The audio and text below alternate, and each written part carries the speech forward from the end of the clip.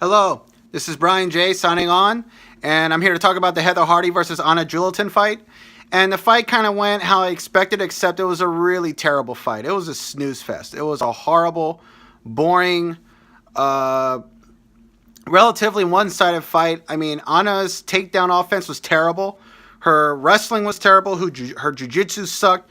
Her stand-up, her striking was terrible. I mean, Anna Julaton has got to be one of the worst fighters in MMA right now. I mean, her skills it was just terrible, man. It was horrible. And Heather Hardy wasn't any better, but because Heather was fighting somebody that was on her level in MMA, it worked out a lot better for her because Heather Hardy's striking was better. She was more accurate with her jab. She was more accurate with her right hand. She landed some good shots, and Anna Julaton saw that she had no chance against Heather on her feet.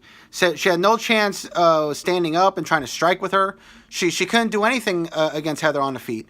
So she tried to take her to the ground, but her takedown offense was just terrible. I mean, Anna's experience in wrestling and jiu-jitsu is just, she has no real experience. And whatever she does in her training, I mean, she probably doesn't have good coaches or a good camp. I don't know. Maybe she doesn't have any fighting IQ, any skill set. It was just bad. It was just a snooze fest. Like, Anna kept trying to clinch with Heather, had her up against the cage. And it's like, why are you doing this? Why are you clinching with her? Why do you have her against the cage? What are you trying to do? And she didn't know what to do. She just didn't want to get hit by Heather Hardy.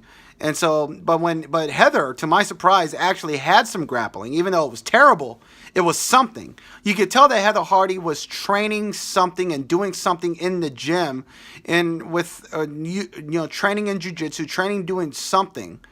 And you could see whatever she had done in the gym, she was,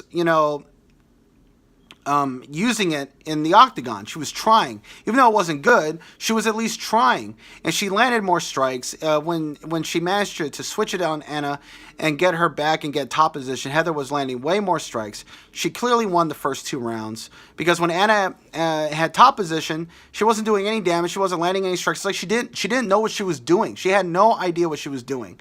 And the third round, it was all Heather Hardy. She was still winning. And I gave Heather Hardy all 3 rounds.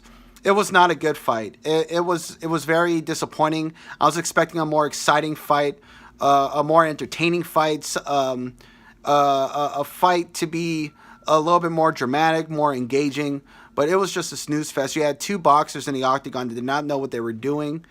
And it was bad, man. It was just really bad. And now I'm not even looking forward to the boxing match because, I mean, Anna looks so terrible on the feet that I think Heather Hardy's going to dominate her in boxing. When they have the rematch, I think this summer, later on in the year, if they have boxing, it's going to be on Showtime or on Fox Sports 1 or Fox, whatever, for Premier Boxing Champions with Lou DiBella and Al Heyman. If they have it in boxing, I don't think it's going to be a great fight. I think Heather Hardy is going to be one side, and Heather's going to be tattooing her, landing her jab, and landing her right hand. I just think Heather has a better fighting IQ. She's a better boxer before this fight, and apparently she's better in MMA. Even though her MMA isn't that good, it's certainly better than Anna Julaton. So I'm disappointed in Anna. She was terrible. She sucked, and I give a lot of props to Heather Hardy. I'm glad she won.